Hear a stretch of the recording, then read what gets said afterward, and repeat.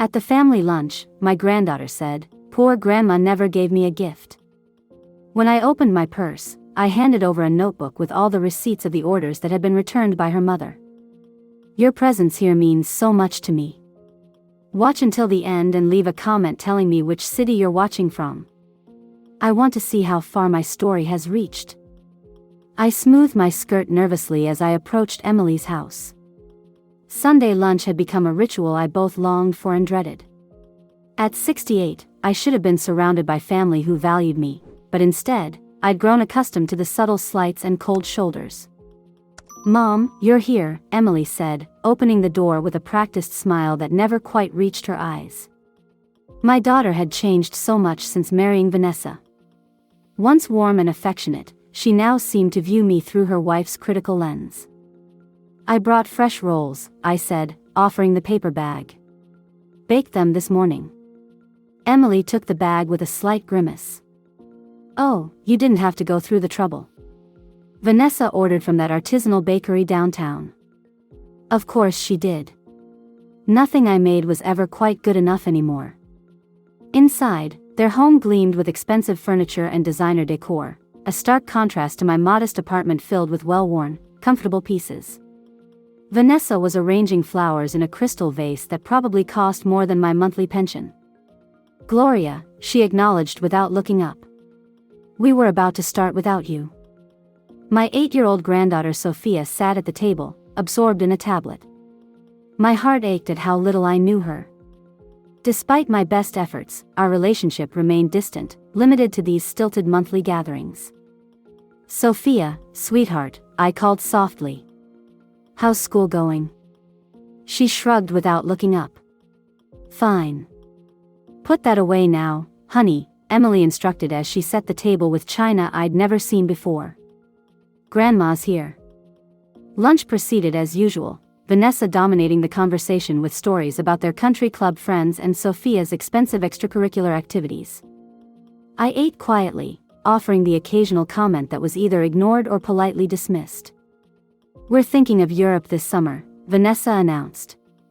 "Sophia needs cultural exposure." "That sounds wonderful," I said, brightening. "When I was teaching, I spent a summer in Florence. I still have my travel journals if Sophia might."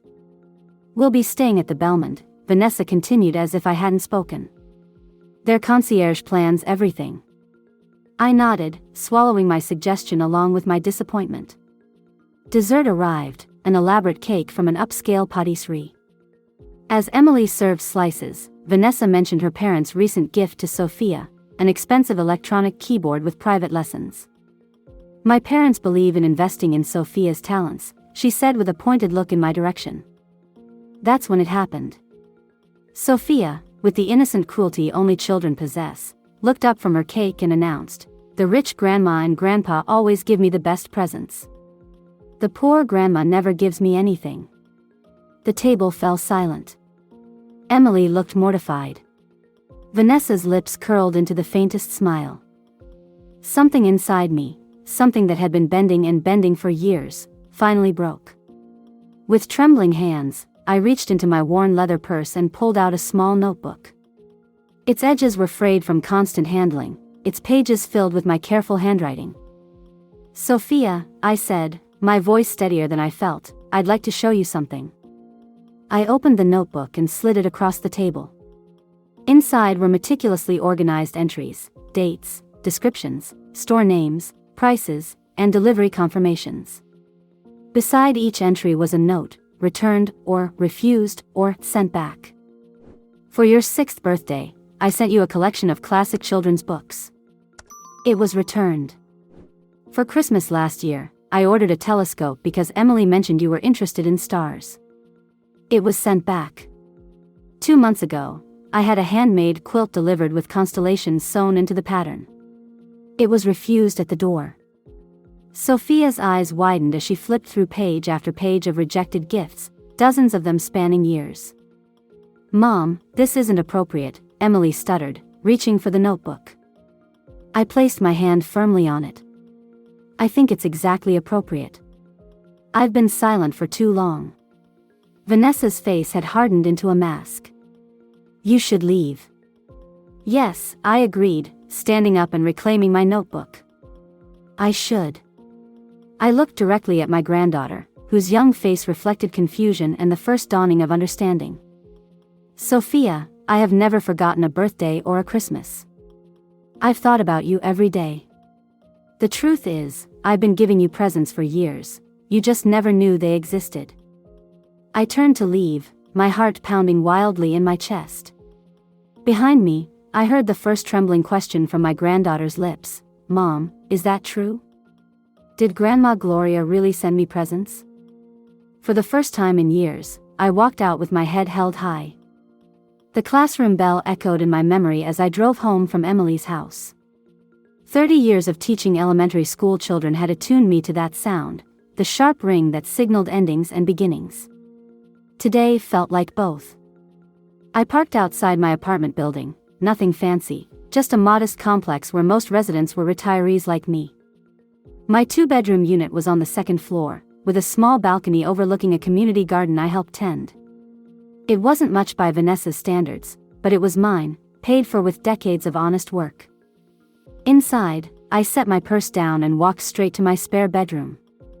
What Emily and Vanessa called my hoarding room was actually a carefully preserved archive. One wall was lined with bookshelves containing photo albums and teaching memorabilia. Another held storage bins neatly labeled by year. I pulled out the bin marked Sophia, age 5, and opened it. Inside were photographs of gifts I'd purchased but never been able to give, a handcrafted dollhouse I'd saved 3 months to afford, books I'd selected based on what I thought might spark her imagination, a handmade sweater I'd knitted during lonely winter evenings. Next to each item was a copy of the receipt, a picture I'd taken before sending it, and the shipping confirmation. Some had been returned to sender. Others had been refused at delivery. For those, I'd pasted the formal return notices from shipping companies. I sank into my reading chair, suddenly feeling every one of my 68 years. It had started small. When Sophia was born, I'd rushed to the hospital with a silver music box that played Brahms' Lullaby, the same melody I'd hummed to Emily as a baby. Vanessa had taken one look at it and said, "How quaint, but we've already ordered a digital sound machine with pre-programmed white noise." The music box never made it to Sophia's nursery. I'd tried adapting, researching contemporary gifts, even asking the young teachers at my school before I retired what children Sophia's age might enjoy. Nothing worked. The expensive electronic toys were not the right brand. The clothes were not their style. The books were too traditional.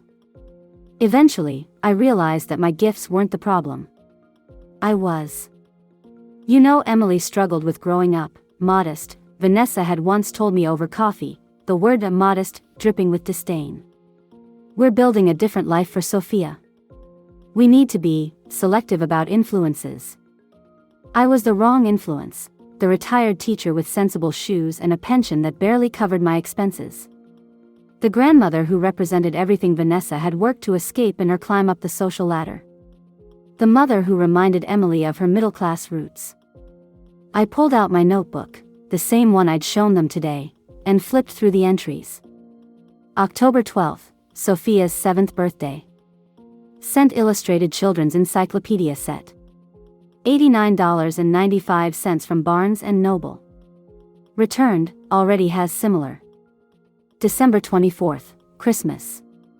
Sent craft kit with real science experiments. $65 from Educational Treasures. Delivery refused. March 17th, just because. Sent spring dress with butterflies. $45 from Children's Place. Returned, not her style. Each rejection had stung, but I'd kept sending gifts, kept trying.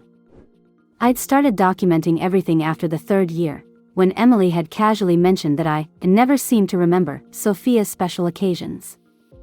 The lie had stunned me into silence, and then into action. I'd created this record not out of bitterness, but self-preservation. Some nights, after particularly cutting remarks from Vanessa about my disinterest in my only grandchild, I'd find myself questioning my own memory. Had I really sent that birthday gift? Did I actually order that Christmas present? The notebook was my evidence, my reality check. My sanity. What I hadn't anticipated was using it as a weapon of truth. My phone rang, startling me from my thoughts. Emily's name flashed on the screen. I let it go to voicemail. A minute later, a text appeared. "Mom, we need to talk about what happened. Sophia is asking questions." Of course she was. Children have an innate sense of justice, a built-in radar for lies. I'd seen it countless times in my classroom, the moment when a child realizes adults aren't always honest, when the veil of perfect authority first slips. I set my phone aside without responding. Tomorrow would be soon enough. Tonight, I needed to sit with this strange new feeling growing inside me, not quite satisfaction, not quite vindication, but something like long-awaited recognition. In my kitchen, I put on the kettle and prepared a cup of chamomile tea. Through my window, I could see the community garden where I spent most mornings. Mrs. Abernathy from 3B had admired my tomato plants yesterday, and I'd promised her some seedlings. Life went on, simple and meaningful, even without the trappings Vanessa valued so much. The kettle whistled, another sound that marked transitions, like the classroom bell. An ending, a beginning. My phone pinged again. Another text from Emily, "Please call me back. Vanessa isn't home." That was interesting. Emily reaching out when her wife wasn't present. Perhaps today's revelation had shifted something fundamental between them as well. I sipped my tea and considered my options. For years, I'd been accommodating, understanding, forgiving. I'd swallowed insults disguised as observations. I'd accepted exclusion masked as oversight. I'd allowed my role as grandmother to be diminished until it was barely visible. But I had never stopped trying. And now, finally, Sophia knew that. The phone rang again. This time, it wasn't Emily. It was Sophia.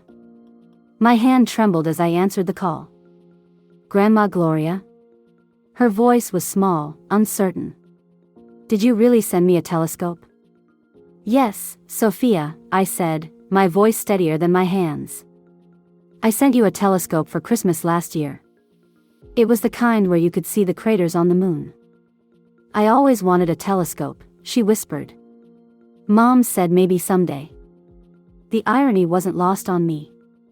In the background, I could hear Emily's muffled voice, anxious and insistent.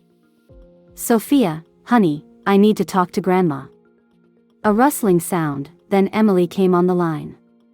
"Mom, this isn't fair. You've upset her." "I've upset her?" My voice rose despite my best efforts. "For years, you've let her believe I don't care enough to give her presents. That's what's unfair." "It's complicated," Emily said, lowering her voice. Vanessa has certain ideas about me," I finished. "I know exactly what she thinks of me, Emily. What I don't understand is why you've allowed it." Silence stretched between us, heavy with decades of unspoken truths. "Can we meet tomorrow?" Emily finally asked. "Without Vanessa. Just you and me." I agreed to meet her at a coffee shop halfway between our homes. After hanging up, I sat motionless, staring at my phone. For the first time in years, Emily had suggested meeting without her wife present. Something had shifted, but I wasn't naive enough to believe one confrontation could undo years of exclusion. The next morning, I arrived early and chose a corner table. Emily walked in 10 minutes late, her designer handbag and tailored suit a stark contrast to my modest attire. She'd always been beautiful, but today I noticed the strain around her eyes, the tight set of her jaw. "Thanks for coming," she said, settling across from me. "I ordered your favorite, hazelnut latte with almond milk." I was surprised she remembered. "Thank you." After our drinks arrived, Emily stared into her cup. "Vanessa and I had a huge fight last night." I waited, letting silence draw out her words. "She said I had to choose between her rules and your interference." That's what she called it, interference. Emily's shoulders slumped. I didn't know what to say. For years, I'd been caught in the middle, trying to keep everyone happy. Everyone except me, I said quietly. Emily flinched. That's not fair. Isn't it? You've watched me be systematically excluded from Sophia's life. You've allowed your wife to return gifts I've carefully chosen. You've stood by while I've been painted as the grandmother who doesn't care enough to remember birthdays. You don't understand, Emily protested. Vanessa had a difficult childhood. Her parents were controlling, using money and gifts to manipulate her. She's sensitive about. So she's projecting her issues onto me? I interrupted. Emily, I was a teacher for 30 years. I understand childhood trauma. What I don't understand is why that justifies lying to Sophia about me. Emily's eyes filled with tears. I didn't think of it as lying. I just went along with what Vanessa wanted. It was easier. Easier than standing up for me? Easier than telling the truth? She nodded miserably. Vanessa can be overwhelming when she's upset. And she provides so much for us. The house, Sophia's private school, our lifestyle, it all comes from her family money. So there it was. My daughter had traded her integrity for financial security. The realization broke my heart all over again. And what does Sophia think now? I asked. She's confused. Angry. She kept asking why we never told her about your presence. Emily brushed away a tear. She wants to see you. Hope flickered in my chest, but I tamped it down. And what does Vanessa say about that? She doesn't know yet. She stayed at her sister's last night. Mom, I don't know what to do. For the first time, I truly saw my daughter, not the confident professional she pretended to be, but a woman caught between her wife's expectations and her own conscience. She looked lost, just as she had at 12 when she couldn't decide which friends to invite to her birthday party for fear of offending someone. You need to decide what kind of mother you want to be, I said gently. What values you want Sophia to learn. If you teach her that appearances matter more than truth, that money matters more than relationships, she'll carry that lesson her whole life. Emily stared at me, her expression shifting from defensive to reflective. When did you get so wise? I've had a lot of time to think, I said with a sad smile. Being excluded gives you perspective. Our conversation was interrupted by Emily's phone buzzing insistently. She glanced at it, her face paling. It's Vanessa. She's back at the house and wants to know where I am. I watched as my daughter's momentary courage crumbled. You should go, I said, unable to keep the disappointment from my voice. She stood, gathering her things. I'll call you later. We're not done talking about this. But as she hurried away, responding to Vanessa's summons like a trained dog, I wondered if anything would really change. Years of patterns don't break in a day, no matter how dramatic the revelation. Still, as I finished my coffee alone, one thought sustained me: Sophia knew the truth now. And sometimes, that's where change begins. 3 days passed without a word from Emily. I tried not to let disappointment consume me, but hope is a persistent weed, it grows despite our best efforts to tamp it down. On the 4th day, as I tended to my tomato plants in the community garden, my phone rang. An unfamiliar number. Hello? Mrs. Mitchell? This is Caroline Peters, Sophia's teacher at Westlake Elementary. My heart quickened. Is everything all right with Sophia? She's fine, the woman assured me quickly. I'm calling because, well, this is unusual, but Sophia has been talking about you in class. She mentioned that you were a teacher for many years. 30 years, I confirmed. 3rd grade, mostly. That's wonderful. I teach 4th grade myself. There was a pause. Mrs. Mitchell, would you be interested in visiting our classroom? We're studying local history, and having someone share experiences from teaching in the district decades ago would be valuable for the students. I hesitated, suspecting there was more to this invitation. Does Sophia's family know you're calling me? Another pause. Not exactly. Sophia has been upset at school this week. During a private moment, she told me about the gifts and the misunderstanding. I thought perhaps this might be a way to bridge things. I understood immediately. This young teacher was offering me a backdoor into Sophia's life, a way to connect without directly challenging Vanessa's authority. When would you like me to visit? I asked. Friday morning at 10 o'clock? We're having a special activity period before lunch. After confirming the details, I hung up and sat on my garden bench, considering my options. Part of me wanted to call Emily, to tell her about the invitation and request permission. But another part, a part that had grown stronger since showing my notebook of rejected gifts, knew better. If Vanessa found out, she would surely block the visit. Sometimes, when direct confrontation fails, a different approach is needed. Friday morning found me standing outside Sophia's classroom, wearing my best cardigan and carrying a canvas tote filled with teaching memorabilia, old grade books, black and white photos of my first classroom, lesson plans yellowed with age. Caroline Peters greeted me warmly. She was younger than I expected, perhaps early 30s, with kind eyes and a quiet confidence. Thank you for coming, she said, ushering me inside. I've told the class we have a special visitor who taught in our district during the 1980s and 90s. I haven't mentioned your connection to Sophia. The classroom fell silent as I entered. 25 pairs of curious eyes followed me to the front of the room. And there, in the third row, sat Sophia, her eyes wide with recognition and something else. Excitement? Class, this is Mrs. Gloria Mitchell. She taught third grade in our district for 30 years and has kindly agreed to share her experiences with us. What followed was a delightful hour of questions from eager children. What games did kids play at recess before cell phones? Did students use computers? What happened when children misbehaved? I answered each question honestly, occasionally sharing a funny anecdote that made the children giggle. Throughout the session, I was acutely aware of Sophia watching me. She didn't ask questions, but her attention never wavered. As the class broke for lunch, Caroline suggested that Sophia show me to the office to sign out. In the empty hallway, Sophia finally spoke. You didn't tell me you were coming. I didn't know if I should, I answered honestly. Sometimes grown-ups have complicated feelings about things. She nodded, wise beyond her years. Mom and Vanessa have been fighting. Vanessa doesn't want me to see you, but Mom says that's not fair.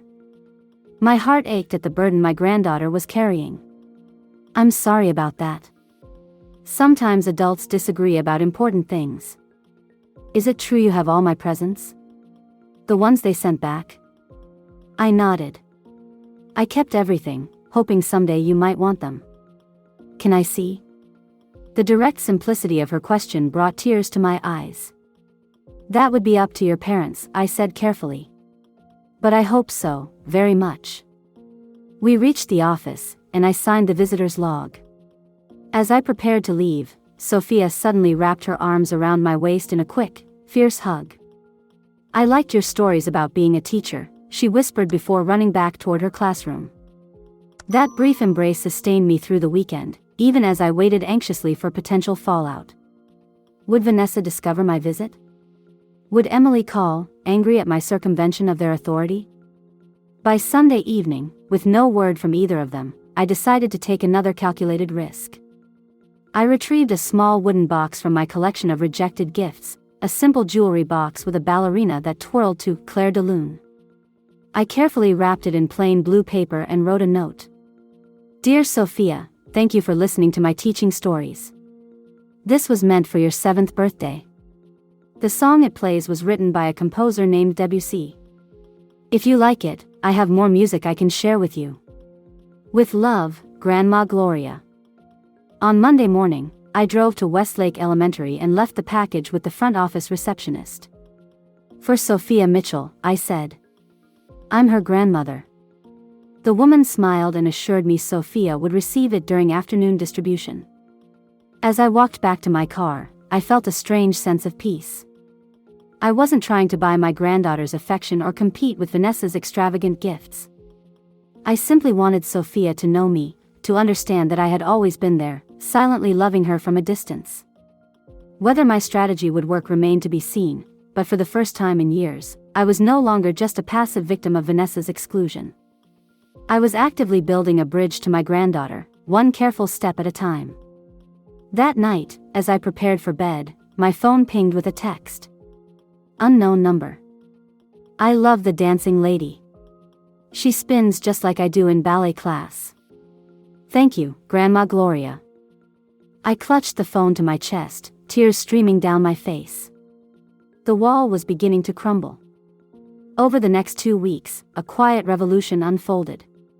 Through Caroline, Sophia and I established a secret correspondence.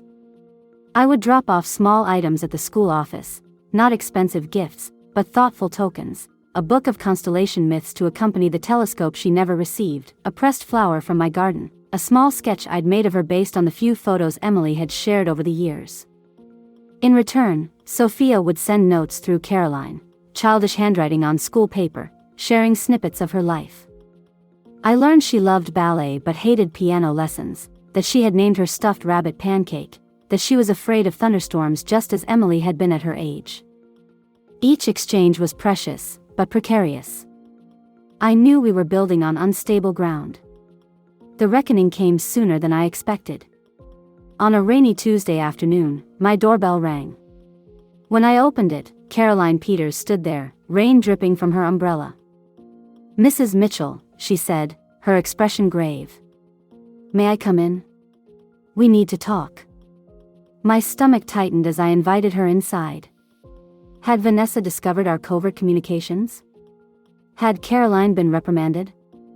Once seated with cups of tea, Caroline came straight to the point. "Vanessa showed up at school today. She was upset. She found out about the gifts," I surmised. Caroline nodded. "Sophia accidentally left one of your notes in her backpack. Vanessa found it and came to the school demanding to know who had been helping you circumvent her parental authority." She grimaced. Those were her exact words. "Did you get in trouble?" I asked, concerned for this young woman who had risked her professional standing to help me. The principal supported me, thankfully. I explained that I was acting in Sophia's best interest, facilitating communication with a loving grandparent. Caroline set her cup down. "But that's not why I'm here. Emily came to the school afterward. She wanted to speak with me privately." My heart skipped. "What did she say?" "She asked me to give you this." Caroline reached into her bag and pulled out an envelope. "And to tell you she's sorry." With trembling fingers, I opened the envelope. Inside was a handwritten letter. "Mom, I've been a coward. For years, I've allowed Vanessa to dictate the terms of our family relationships because it was easier than standing up to her. I convinced myself it was for Sophia's good, for the stability of our home. I was wrong. When Vanessa showed me the note you sent Sophia about the constellation book, something inside me finally broke. She was furious, saying you were trying to poison Sophia against her. But all I could think was, my mother remembered Sophia's interest in stars, an interest my wife never even noticed. I'm leaving Vanessa. I've already spoken with a lawyer. I know this might seem sudden to you, but truthfully, our marriage has been fracturing for years. Your notebook of returned gifts just brought into focus what I've been trying not to see, that I've been living with someone who controls rather than loves. Sophia and I will be staying at a hotel for a few days while things get sorted out. She's asking for you. Would you be willing to visit us? I have so much to apologize for, so much to make right. I hope it's not too late. With love and regret, Emily." Tears blurred my vision as I finished reading. Caroline waited patiently, her expression gentle. "Emily told me a little about the situation," she said when I looked up. "About the returned gifts, about Vanessa's control. I hope you don't mind." I shook my head. "Thank you for helping us. For seeing what Sophia needed when her own parents couldn't. Teachers often see things parents miss," Caroline said with a sad smile. "We spend hours each day with these children. We notice when their light dims or when they're carrying burdens too heavy for small shoulders. Sophia's been carrying a burden, I murmured. Yes. Caroline set her cup down. She's a remarkably perceptive child. She told me once that her house was pretty but not happy. That stuck with me. Pretty but not happy. How many times had I sensed the same thing during my brief visits? The perfect furniture, the immaculate floors, the designer clothes, all masking a fundamental emptiness. What will you do now? Caroline asked. I folded Emily's letter carefully. I'll go to them, of course. Vanessa won't make this easy, she warned. When she came to the school today, she was intimidating. She threatened to transfer Sophia to a private academy, to file complaints, to use her family's influence against the district. I wasn't surprised. People who rule through control become desperate when that control slips. Emily will need support, Caroline continued. Standing up to someone like Vanessa takes tremendous courage, especially when there are financial implications. I hadn't considered the practical aspects yet. Emily had been dependent on Vanessa's family money. Without it, how would she support herself and Sophia? I don't have much, I admitted. My pension, my small savings. I can't replace what Vanessa provided. Maybe what Emily needs from you isn't financial, Caroline suggested gently. Maybe she needs the strength you've shown all these years, continuing to love Sophia despite being pushed away, keeping record of your efforts not out of bitterness but as proof of your commitment. Her words struck a chord. Throughout my teaching career, I'd often told struggling parents that children need presence more than presents. Perhaps my daughter needed the same reminder. As Caroline prepared to leave, she hesitated at the door. For what it's worth, Mrs. Mitchell, I think you're exactly the grandmother Sophia needs right now. Someone who understands that love isn't measured in dollar signs or social connections, but in persistence and truth. After she left, I packed a small overnight bag and called the hotel Emily had mentioned in her letter. Within the hour, I was on my way, my heart lighter than it had been in years. Whatever came next wouldn't be easy. Vanessa would fight, using every weapon in her considerable arsenal. Emily would face difficult choices and painful adjustments. Sophia would have to navigate the turbulent waters of family restructuring. But for the first time, I wouldn't be watching from the sidelines. I would be right there with them, helping to build something new from the ruins of what had broken. 6 months can change everything. As I stood in my kitchen frosting cupcakes for Sophia's 9th birthday, I marveled at how much had shifted since that Sunday lunch when I'd finally revealed my notebook of rejected gifts. The door to my apartment opened, and Emily walked in carrying grocery bags. Mom, did you remember the candles? Top drawer by the refrigerator, I replied. Right where they always are. She smiled, the tension that had once permanently resided in her face now rarely visible. What would I do without you? It was a rhetorical question, but we both knew the answer. The past months had proven what Emily could do without, specifically, without Vanessa and the gilded cage she had constructed. The divorce wasn't final yet. Vanessa had hired expensive lawyers and was fighting for full custody, using every tactic to paint Emily as an unstable mother who had made an impulsive decision.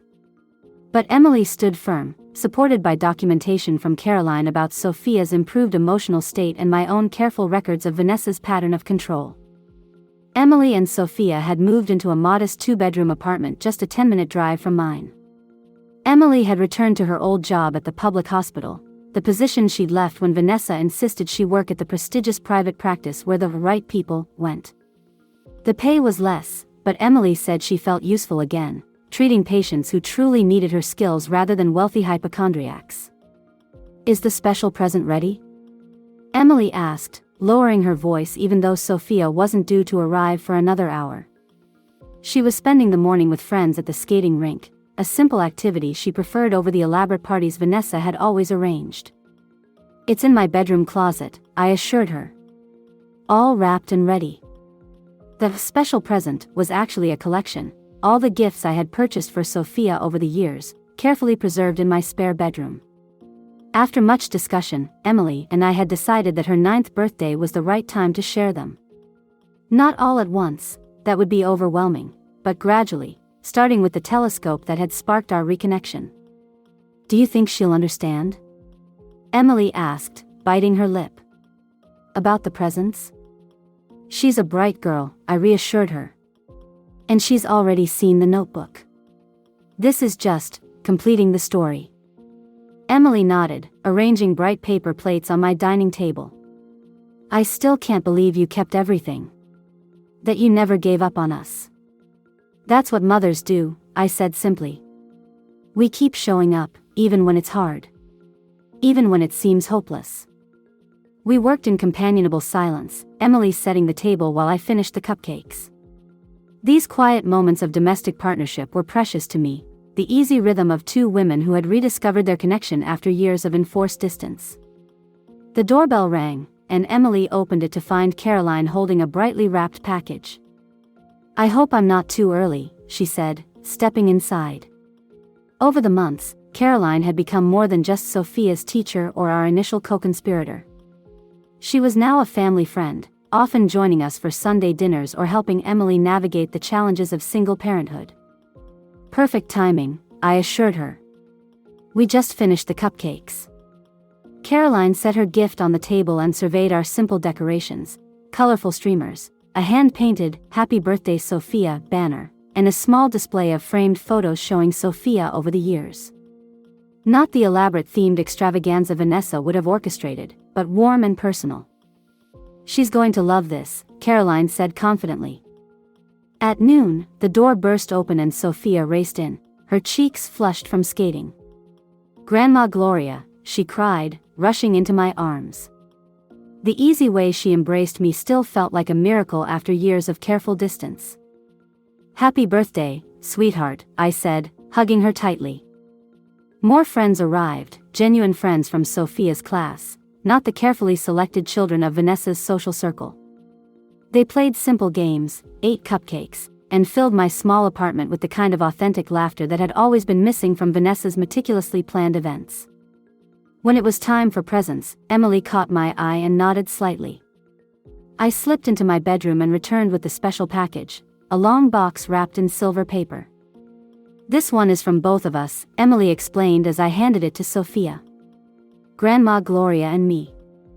Sophia unwrapped it carefully, her eyes widening as she realized what it was.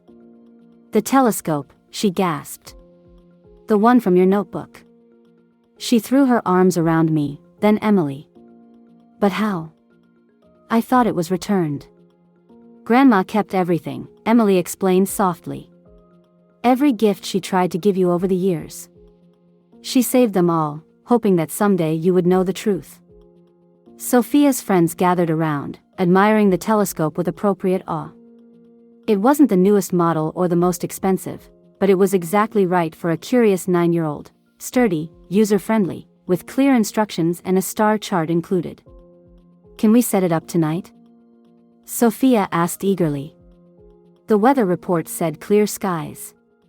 "Of course," I promised. "We'll have a special grandmother-mother-daughter astronomy night." Later, after the last friend had gone home and we'd cleaned up the party debris, Sophia approached me with an envelope. "I made something for you," she said shyly.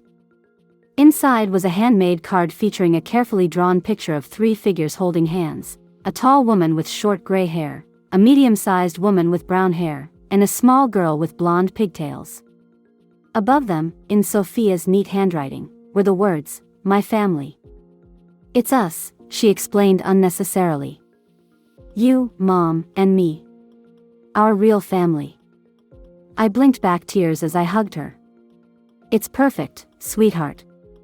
That evening, the 3 of us stood on my small balcony, taking turns looking through the telescope at the night sky. Sophia's excitement was contagious as she identified constellations using the chart I'd given her. "Look, there's Orion," she exclaimed. "And that's Betelgeuse, the red giant star." Emily slipped her arm around my waist. "Thank you, Mom," she whispered. "Not just for today, but for all of it. For keeping track. For never giving up. For showing me what real love looks like." I squeezed her hand in response, too full of emotion for words. Above us, the stars glittered in patterns as old as time, witnessing our small moment of healing and reconnection. As Sophia chattered excitedly about nebulae and galaxies, I thought about my collection of preserved gifts, still waiting to be shared. Each one represented not just an occasion missed, but also a hope preserved, a stubborn belief that someday, truth would matter more than appearances, love more than status, connection more than control. "Your turn, Grandma Gloria," Sophia called, stepping back from the telescope. I moved forward and bent to look through the eyepiece. The moon filled my vision, its craters and mountains perfectly clear. Beyond it stretched infinite space, vast, mysterious, and beautiful. Just like the future stretching before us, this small, resilient family of 3 generations of women, finally finding their way back to each other.